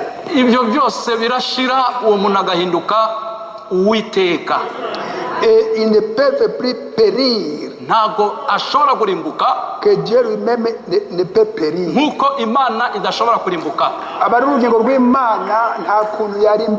Il est une partie de Dieu, il ne peut pas périr. C'est lui qui a reçu le Saint-Esprit. Il reçoit l'Esprit éternel. Au paragraphe 60. Voulez-vous me dire qu'un Dieu, un Dieu infini, viendrait ici-bas et vous donnerait la vie éternelle, alors qu'il va vous perdre. Imana izi byose yaguha ubuzima bw'iteka azi neza yuko uzarimbuka. est-ce qu'il peut vraiment vous perdre? uzarimbuka arabazi, abazakira agakiza irabazi. Il connaît ceux qui iront au ciel. Qu'il vous sauverez ici, Yabakiza ahangaha sachez qu'il va vous perdre là-bas. azi neza iyo ngiyo izabarimbura. Pourquoi vous aurez-il sauvé? None se yabakijije kuki? Eh bien, il travaillait donc contre lui-même. yagira isoni yonyine. S'il vous sauve une fois, Iyo ibakijije rimwe, si vous avez le Saint-Esprit, iyo ufite umwuka wera, vous êtes sauvé pour toute l'éternité. uba ukijijwe kubw'iteka ryose. Aucun démon de l'enfer ne peut vous vaincre. Nta dayimoni n'imwe w'ikuzimu wabanesha. Nta mudayimoni n'umwe wagutsinda iyo ufite umwuka wera. Amen. Oh, il vaut mieux que je marche avec précaution aujourd'hui. Birasa ko ngenda neza uyu munsi nirinda. Je pourrais être rétrogradé Wenda naza gusubira inyuma. et être perdu demain. Ejo ngatakara. Uravuga ati reka ngende buhoro buhoro rwose nitonze uyu munsi Laisse-moi aller lentement aujourd'hui. yuko ntazi iby'ejo Je ne sais pas demain. bishobora gutakara, Je peux me perdre. ntawamenya. On ne sait pas. Umuntu wishushanya n'umuntu uvuga cyo C'est un hypocrite qui dit ça. ufite umwuka wera aba afite ishema n'isheja. Celui qui a le Saint-Esprit, il est sûr de lui-même. Il a la fierté, Il a la fierté. la fierté de salut. Il a la Afite ishema fierté du n'isheja salut. ry'agakiza. Il a la fierté du salut. Ntabwo avuga ati reka nitonde noneho Il ne faut pas dire je vais marcher avec précaution. bagafata akarahure Je vais prendre un peu de verre là. ukarigata iminwa nawe ukarigata iminwa, Et pour un peu donner quelque chose. bamira Et quand il boit, ukamira amacandwe. tu avales la salive. Uwo ngo abatarakira umwuka wera. Celui-là n'a pas de Saint-Esprit. Wagiye umwuka wera ibyo bintu Celui qui a le Saint-Esprit, arabihurwa, il est conduit, il est changé. arabihurwa. Ça devient de nausée pour lui. Si vous avez jamais été sauvé, Iyo utarakizwa, vous avez été sauvé. Niba Si warakijijwe. vous n'avez jamais été sauvé, niba koko warakijijwe, vous avez été sauvé avant que le monde fût créé. ni ukuvuga ko warakijijwe isi itarabaho. Quand Dieu envoya Jésus dans sa pensée Ni ukuvuga ko uri hano ku isi mu rugendo mu pour sauver bitekerezo. celui que Dieu voulait qu'il est sauvable, Imana yaje gukiza abashobora gukizwa. very good, yaje gukize abazakizwa n'ubundi. Jésus est venu sauver ceux qui sont sauvables. Or, il ne veut qu'aucun périsse. Ntashaka ko n'umuntu n'umwe urimbuka. Hallelujah. Imana ntabwo ishaka ko hagira n'umuntu n'umwe urimbuka. Amen. Il ne le veut pas. Ntabishaka. Mais puisqu'il est Dieu, Kuko ari Imana, il sait qui sera sauvé et qui ne le sera pas. izi neza ninde uzakizwa n'utarazakizwa. Mu itangiriro igice cya gatandatu, Dans Genèse chapitre 6 cya gatandatu, cya karindwi, cya munani, cya cyenda, cya cumi, jusqu'au chapitre 10, Imana irababara cyane igira agahinda yuko yaremye abantu ku isi. il a regretté vraiment de créer les gens. Itangiriro gatandatu gatandatu, Dans Genèse 6, Imana iricuza yuko yaremye abantu hangako. Dieu a regretté de ce qu'il a créé les gens. Biyitera agahinda, Il a regretté. biyitera agahinda. Il a regretté. Musoma aho ngaho gusa umurongo itangiriro gatandatu igice cya gatandatu umurongo wa gatandatu. Lisez là dans Genèse 6, Dieu va créer le gens. Kuva kuri Adamu na Eva, Depuis Adam et Ève, ikidukurura nous attire. ni ibyaha n'iy'isi n'amadini n'ibindi C'est ce bindi. qui nous transporte, c'est les péchés, les dénominations. Gutekereza ku iherezo ryacu Penser à la fin de nos vies, ni abantu bake babitekerezaho, c'est peu de gens qui y pensent. ni mbarwa. Ils sont moins nombreux. Gutekereza kwakira umwuka wera Recevoir le Saint-Esprit, no penser à ça. kumuharanira Pour combattre pour cela, ni abantu bake naho abandi ni iy'isi ni viva. il n'y a que très peu de gens umwa qui y satani pensent. rero akabashukisha amadini Et le diable les bapfa séduise. Imana ibakiriye mu bayo bakandika Et ils kuri ya écrivent mawuwa. leur Imana nom. ibakiriye mu bayo. Oh, ils disent que Dieu les a reçus chez les siens. abashinyaguzi, ce sont des moqueurs, de grands moqueurs, des grands moqueurs, abashinyaguzi. des grands moqueurs. Rusoro mwe bakiriye bamubaye barimbutse. Alors qu'ils sont Alléluia. perdus. Puisque Dieu est Dieu, il savait qui serait sauvé et qui ne le serait pas. kuko imana iri imana yari izi neza uzakizwa n'udatazakizwa. Iratuzi twese, Il nous connaît tous. izi abishushanya, Il connaît les hypocrites. iratuzi izi abishushanya, Il connaît ceux qui se izi cachent. abakiri umwuka wera. Il connaît ceux qui ont le Saint-Esprit. Natwe kandi abishushanya barabizi. Et ceux qui n'en ont pas, ils savent aussi. Ni bande? C'est qui? Ni abantu bazangaha Ce sont les gens qui viennent ici. basohoka bakaba abapagani kimwe n'abandi. Ils quittent ici des vrais païens comme les autres. Hari abatizera ibintu byose natwigisha bati Les incroyants disent, ah, ce que vous enseignez là, n'ibikabyo ce sont des exagérations. ariko abandi barabyumva Les autres comprennent, bakabyizera kanusunusu, ils voient et regardent. ariko bajya hanze Quand ils arrivent à l'extérieur, kanere yabo ikabyuka. leur nature s'élève. Tumve, mais quand ika cya 79 Au mais paragraphe quand le 79. dernier nom inscrit dans le livre a été reconnu ici-bas, Hein? quand le dernier nom izina rya nyuma inscrit dans le livre de vie yanditswe mu gitabo cy'ubugingo a été reconnu ici-bas, cyamenywe hano ku isi hano, les livres sont fermés car tout est complété. igitabo kiba gifunze igihe cyose kirangiye, Igitabo kiba gifunze car l'histoire de la rédemption aura été complètement terminée. kuko amateka y'ubucunguzi buzaba burangiye. Nous partirons alors pour le voir et le rencontrer. Icyo gihe tuzajyaho tumusanganira. Dutegereje uwa nyuma On attend le dernier uzakira umubatizo w'umwuka wera qui recevra le Saint-Esprit, le baptême du Saint-Esprit. nk'uko bivugwa mu Baroma 11 Comme c'est écrit dans Romains chapitre 11, umurongo wa 25 au verset 25. dutegereje uwo mubare ngo wuzure. On attend que ce nombre soit achevé. Uwo mubare nta wundi usibese uwo mubare ni umwami Yesu Kristo aho ari ku ntebe C'est le y'imbabazi. Seigneur Jésus-Christ qui connaît réellement ce nombre-là. Ni Yesu Kristo wenyine, C'est Jésus-Christ seul. uwo munyamahanga. C'est lui, c'est lui des nations. Abaroma 11 umurongo wa 25 Romains 11, le verset 25. uwo mubare igihe uzuzurira, Quand le nombre sera achevé, ako kanya à ce moment-là, gahunda y'ubucunguzi le programme de la rédemption zaba irangiye. sera terminé. Yesu Kristo azaba ku ntebe ye Jésus quittera son trône. adusanganire Il va nous mu rencontrer kirere dans l'atmosphère ngo tubane nawe iteka ryose. pour vivre avec lui éternellement. Haleluya. Amen. Dutegereje rero uwo nguwo. Nous attendons alors celui-là.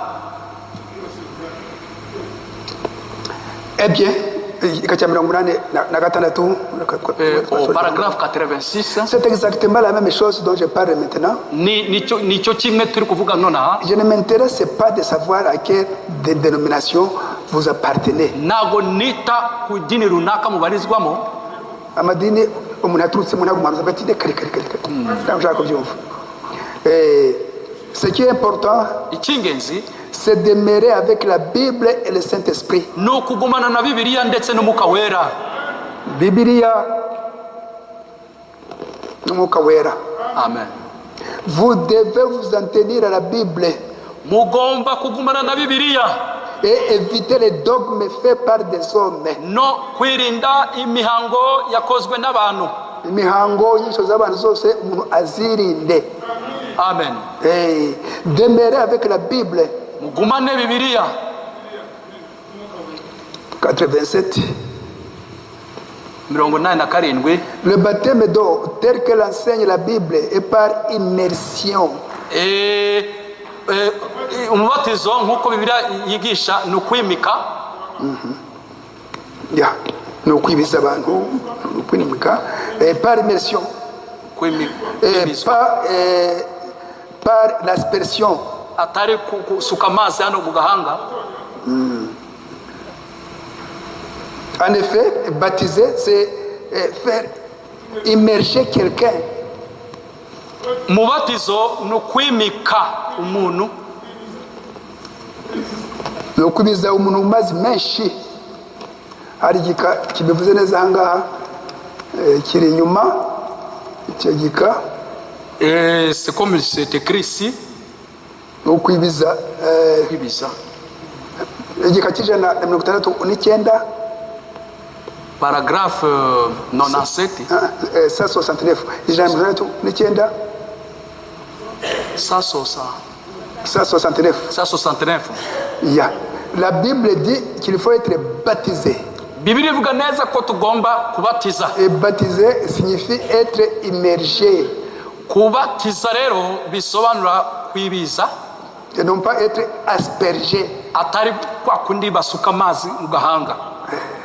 Nous devons nous tenir à la Bible. Tugomba kugumana na Bibiliya.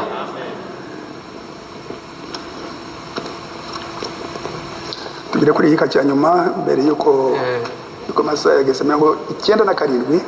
Et dans paragraphe 92. 97. 97. Yese wenda hagati.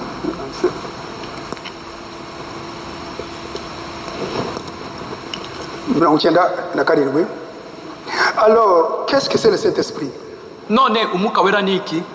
Le Saint-Esprit, c'est le même esprit de Dieu qui demeure en ce qui pour lequel il est mort. Umwuka wera ni umwuka w'Imana ugumana na babandi yapfiriye. Abo yapfiriye. Dont il a mis les noms dans le livre de vie de l'agneau. Abo yasize amazina yabo mu gitabo cy'ubugingo cy'umwana w'intama. Jésus ne leur a-t-il pas dit ese Yesu ntiyababwiye qu'ils étaient avec lui avant la fondation du monde? Ko babanye nawe mbere yuko isi baho. Nous sommes des fils et des filles de Dieu. Turabahungu n'abakobwa b'Imana. Dans le commencement de la création de Dieu. Mu ntangiriro yo kurema kw'Imana. Nous avons été placés ici-bas. Twashizwe hano ku isi. Comme témoins. Abahamya. Pour témoigner de la grâce de Dieu. Kugira ngo duhamirize ubuntu bw'Imana. Bwaje mu mitima yacu. Par le Saint-Esprit. Binyuriye mu mwuka wera. Et nous possédons l'Esprit éternel. Kandi dufite umwuka w'iteka ryose. Ibintu byose byari mu Mana. Tout ce qui était en Dieu. Iri yonyine Elohim. Elohim. Imibumbe yose. Toute la création. Abantu. Les humains. Abamarayika. Les anges. Ari kubabarira. Que le pardon. Ibintu byose byari mu Mana iri yonyine. Tout était en Dieu. Igira gahunda. Il a eu le programme de le manifester petit à petit. Il est manifesté petit à petit, sachant ce qui arrivera, étant seul dans l'éternité. Alléluia. Amen, amen, amen. Pour avoir l'interprétation de notre temps. Le prophète William Marion Branham, le dernier prophète, il donne toutes ces explications. Il n'y a pas de temps pour bien expliquer ici. C'est comme le cercle ici. Tout ce qui est en Dieu. Tout. Ce qui est sorti avant. Ni logos. La parole, son esprit qui créera toutes les choses. Et logos, c'est logos qui a tout créé. Logos c'est la parole. La parole est devenue l'homme. Il est qu'avec nous. Il est qu'avec Dieu. Il était Dieu. Il n'y a rien qui a été créé ikitarimo na jambo. sans être créé par la parole. Ibi byose bigenda bisohoka Tout ça. rwose bikuramo. Logos, c'est ce qui est retiré. Haleluya. Amen, amen. Abana b'Imana rero Les enfants de Dieu bazi alors, abana bose nayo et les enfants de Dieu, irabazi kuva ahangaha, ils les connaissent depuis là. irabazi kuva ahangaha. Ils les connaissent depuis là. Natwe ubu ngubu Et nous ici, no kuza ahangaha, même venant ici, uyu mushiki wacu waturutse Ngoma, c'est notre sœur qui est venue de Ngoma. akarere ka Ngoma, En Ngoma, Ndizeye Pascal disait Pascal, ashyira ukuboko hejuru, où est-ce qu'il est? waturutse Musanze muri iki gitondo. Qui est venu de Ruengeri, Musanze, ce matin. Ntabwo ari igikorwa icyo gusa wenyine, Imana irakizi ikamushyiramo uwo mutima, C'est ikamushyiramo iyo Dieu nyota, qui a arrangé cela pour qu'il puisse venir. ikamushyiramo iyo nyota. Il a mis en lui la soif. Haleluya. Amen. Twari mu Mana ituzi neza mbere, On était en Dieu, il nous connaissait avant la fondation du tuza monde. kuri iyi si kubera icyaha cy'inkomoko cya Adamu na Eva, Nous sommes venus ici à cause du péché d'Adam ariko et Ève. Imana ishyiraho iyo gahunda yo kuducungura. Dieu avait mis le plan de salut. Umwami Yesu Kristu Le Seigneur Jésus-Christ, adupfiriye ku musaraba il est mort à la croix ngo adukize ibyaha byacu, bazamwizera, ngo abazamwizera pour que ceux qui le croiront, adukize ibyaha byacu, qu'il puisse nous sauver, abe umucunguzi wacu. qu'il soit notre rédempteur. Kuducungura ni iki? Racheter quoi? Ni ukutugarurira ibyo Adamu na Eva batakaje batari bakora Amener icyaha, ce que Adam et Ève avaient perdu. batakaje ubugingo bw'iteka hamwe n'Imana, Ils ont perdu la vie éternelle avec Dieu. batakaje umunezero hamwe n'Imana, Ils ont perdu la joie avec Dieu. batakaje ubusabane hamwe n'Imana, Ils ont perdu la communion avec Dieu. ngo tubigarurirwe. Pour que nous puissions retrouver cela. Niyo mpamvu umwuka wera C'est pourquoi le mu Saint-Esprit, Baefeso igice cya mbere umurongo wa 13, et chapitre 1er verset 13, Abaefeso igice cya mbere umurongo wa 13, chapitre 1er verset 13, ari ikimenyetso cyo kwakira ubutumwa bw'igihe cyawe. c'est le signe de recevoir le message de ton temps. Abaefeso igice cya kane umurongo wa 30, Ephésiens 4:30, nicyo kimenyetso cyo gucungurwa. c'est ça le son de notre Kashe, rédemption. iyo umuyobozi yanditse ibaruwa kubitaho kashe, Si une autorité écrit une lettre mais le cachet, icyo kimenyetso rero ce son-là, nicyo kitugira abana b'Imana nk'uko c'est byanditswe mu ce Baroma, qui fait de nous les enfants de Dieu. Abaroma 8:14, Dans les Romains 4:11, ngo abana b'Imana n'abafite umwuka wera. que les enfants de Dieu, c'est ceux qui ont le Saint-Esprit. Nicyo kitugira C'est ce qui nous fait abaragwa ba Yesu Kristo, ibyo afite byose ni ibyacu. les héritiers de Jésus-Christ, pour dire que tout ce qu'il a nous appartient. Nk'uko ibi ngibi byanditswe mu Baroma 8:17, Comme c'est écrit dans Romains 8, verset 17, ngo abaragwa que nous sommes héritiers ab'umwami Yesu Kristo du Seigneur Jésus-Christ kubera umwuka wera. à cause du Saint-Esprit. Haleluya. Amen. Yari atuzi mbere Il nous connaissait avant, yo kurema, avant même la création. azi mwene data uyu nguyu, azi mushiki wanjye, azi mushiki wanjye, Il twese atuzi. connaissait mon frère ici, ma sœur ici. Bene data bashiki banjye, nta kwishushanya, Mes frères, ne soyons jamais hypocrites nta kwishushanya imbere y'Imana, devant la parole de Dieu. kandi umutimanama wawe Alors que ta conscience, urabukwereka. ça te montre. Turishushanya ahangaha, Ah, ici, tu es en iyo uvanga train de... ukagenda ugatongana, Tu te fâches là-bas. akantu gato gasimbuka, Quelque chose, tu t'énerves. ukanywa agacupa gahiye, Tu prends aussi de bière, des fois, de temps en temps, de la ukabanza bière. ukareba niba hari abantu batambutse, Tu vois s'il n'y a pas de gens qui... ukajya kwihisha inyuma, Tu vas te cacher là derrière. ukahagotomera vuba vuba, Tu bois vite. ukahagotomera, Tu bois vite. ukaza, Tu viens, mwene data, mon frère. urishushanya. Là, tu es hypocrite. Abishushanya Tu es hypocrite. batakaza umwanya wabo. Tu perds ton temps. Haleluya. Amen. Yari tuzi mbere yuko Il nous connaissait avant. ya ndirimbo ya mbere mu gatabo ak'umugeni, Et ce premier chant-là dans le livre de l'épouse. iyi ndirimbo twayumvise tuvuye Kinshasa, irantangaza cyane amagambo yayo. Et on l'avait écouté à Imana Kinshasa. yadukunze isi itararemwa rwose, Dieu nous a aimés avant la fondation du monde. ijuru ritararemwa twari kumwe na Yesu. Et quand le ciel n'était pas encore créé, nous Tugeze étions hano avec mu Jésus. isi En venant ici sur la terre, dusanga yuzuye ibyaha, on a trouvé qu'il était rempli du péché. iby'isi C'est biraduhetamisha, Nous a avalé, bitugezeho biraduhetamisha. ça nous a avalé. Iyo Yesu ataza Si Jésus n'était pas venu, njye nari mfuye pe. j'étais mort. Iyo Branham ataza Si Branham n'était pas venu ngo yakire ubutumwa bwa Yesu pour recevoir le message de Jésus, abutuzanire, pour nous apporter, nari ndimbutse. j'étais perdu. Iyi ndirimbo Ces chants, ifite uburebure bukomeye cyane, ça a une grande profondeur. ni ubutumwa. C'est le message. N'indirimbo yindi ikurikiraho yuko byose biri muri Yesu, Et notre chant, que tout est en byose Jésus-Christ. muri we. Tout est en lui. Haleluya. Amen. Nk'uko aha ngaha rero tuvuga, ntabwo Imana iduha umwuka wera Dieu ne nous donne pas le Saint-Esprit idukinisha. à jouer avec nous.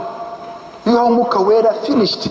S'il nous donne le Saint-Esprit, c'est fini. Ndetse umuhanuzi ahantu hamwe aravuga ati, Quelque part, Frère Branham dit, iyo Imana ibonye yuko hari wenda uzakomeza upfukama usaba, iragusarura. quelque part, Branham dit, si Dieu voit que tu vas Ukajya mu kirere toujours cya tomber, te gatandatu. réveiller, tomber, il te retire. Ukambara umubiri wo mu ijuru, Tu vas porter le corps céleste utegereje uwanyuma uzakira umwuka wera en attendant le dernier qui recevra le wawukura aho Saint-Esprit ngaho mu kirere cya gatandatu, pour être dans la 6e dimension. azure umubiri wawe bihuze, Et il va rester ton corps akwambike umubiri w'ubwiza usa pour te n'uwe. porter un seul corps, le corps glorifié. Haleluya. Amen. Mana ibaho umugisha mwese. Que Dieu vous bénisse tous.